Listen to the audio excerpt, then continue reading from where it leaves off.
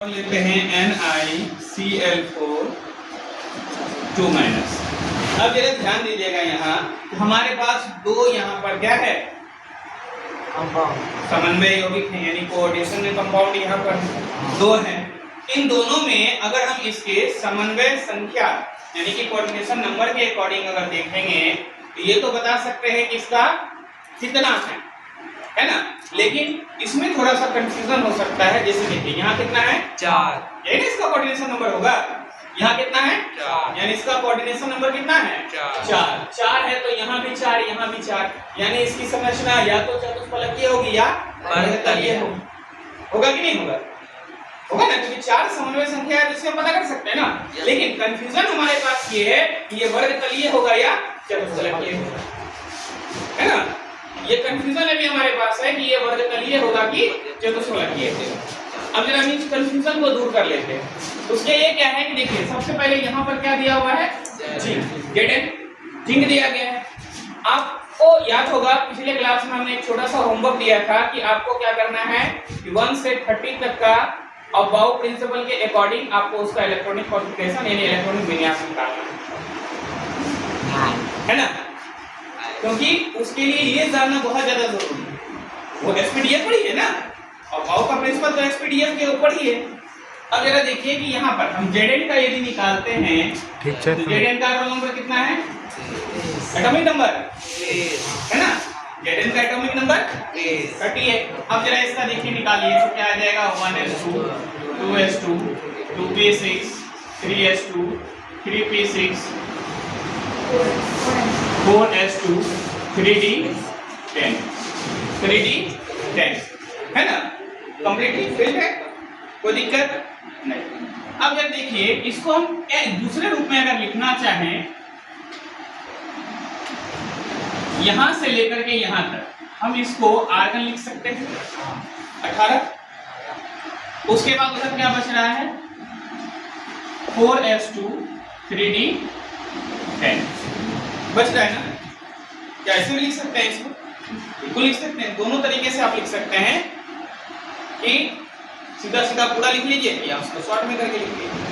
अब जरा एक चीज ध्यान दीजिए, आपको पहले से पता है कि S वाले में कितना इलेक्ट्रॉन अधिकतम रखेंगे 2, P वाले में 6, B वाले में और F वाले में। अब जरा ध्यान दीजिएगा, इसी को इलेक्ट्रॉन को सजाने के लिए यहाँ पर हम लोग क्या करते हैं, याद होगा पुंड का नियम हम लोग पढ़े थे। पुंड के नियम में बॉक्स में बना 11th में बॉक्स में बना करके हम लोग लिखते थे। यहाँ S के लिए कितना बॉक्स बना था 1, P वाले के लिए 3 बना था ना, फिर उसके बाद D वाले के लिए 1 2 3 4 हो गया और एक ये, और इसके लिए होगा तो 7 बनेंगे ना। पुंड के नियम में पढ़े थे ना, इसी तरह से 1 2 3 4 5 6 इस तरीके से। अब जरा एक चीज देखिए कि हम इसको बाहर वाले को इंडिकेट करेंगे, सिर्फ बाहर वाले को, बाकी ये तो अपना कंप्लीट बाहर वाले को इंडिकेट करेंगे। तो पहले 3D फिर 4s फिर 4p ऐसे ले लिए। 3D वाले D है ना, D वाले में कितना हम लोग बना सकते हैं 5, 1 2 3 4 5 बना सकते हैं। S वाले में कितना 1, P वाले में कितना 3,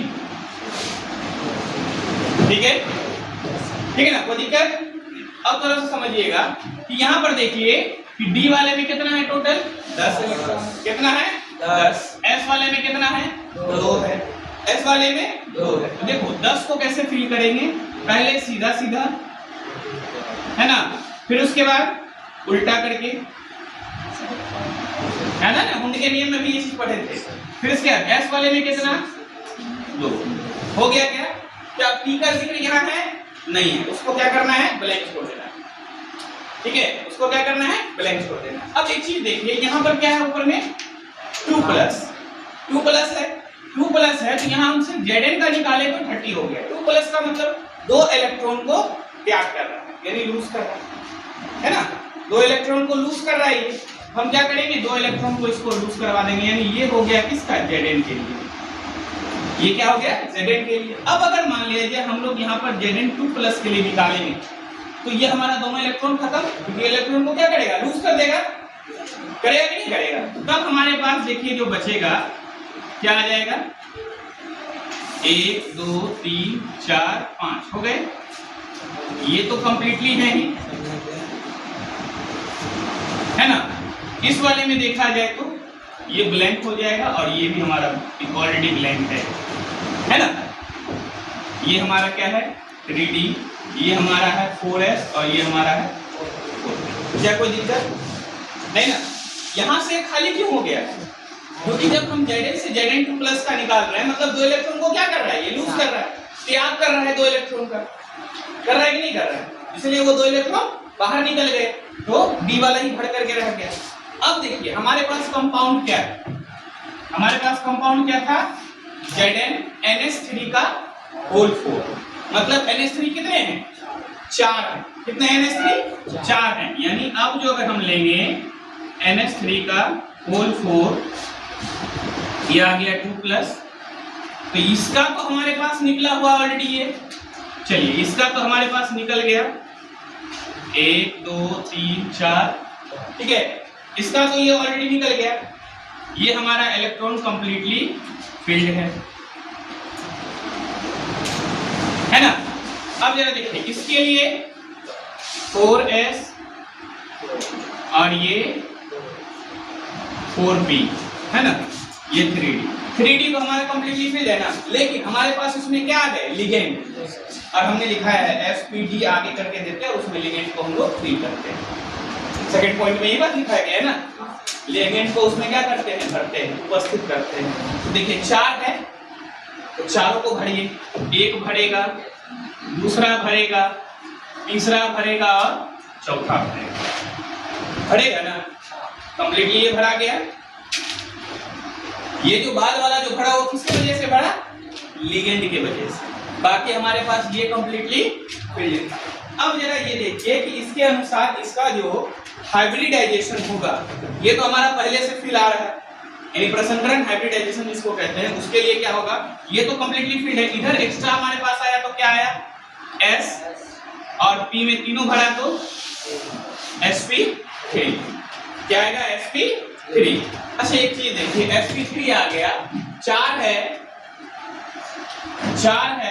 कोऑर्डिनेशन नंबर, हाइब्रिडाइजेशन क्या आया sp3 आ गया, तो इसका स्ट्रक्चर क्या होगा, यानी कि टेट्राहेड्रल चतुष्फलकीय हो जाएगा। इसका मतलब इसकी संरचना जो होगी, संरचना कैसी होगी, चतुष्फलकीय, यानी कि उसको हम लोग कहते हैं टेट्राहेड्रल इंग्लिश में, ठीक है, टेट्राहेड्रल। अब जरा एक लाइन और है, नीचे वाले लाइन में पढ़िए, सबसे लास्ट वाला जो लाइन आपको लिखाया गया है उसको जरा पढ़िए। उसमें बताया गया है कि यदि इलेक्ट्रॉन आपका अयुग्मित होगा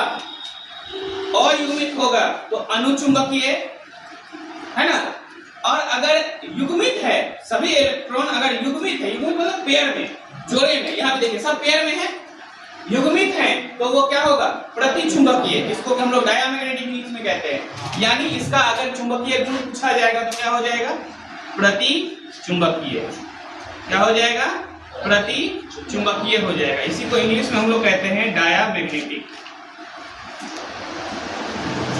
है ना, समझ रहे ना। यानी इससे देखो कि हम लोग क्या कर सकते हैं, हुंड के नियम का प्रयोग करके हम लोग क्या कर रहे हैं, इसका हाइब्रिडाइजेशन के अकॉर्डिंग इसका स्ट्रक्चर क्या होगा, इसका स्ट्रक्चर पता हो गया, इसका मैग्नेटिक प्रॉपर्टी क्या होगा, ये भी हम लोग निकाल सकते हैं, है ना। और पिछले दिन हम बताए थे कि हम ये सारी चीजें इसमें सीखेंगे, निकालेंगे, याद है ना, इसको नोट कीजिए फिर आगे बता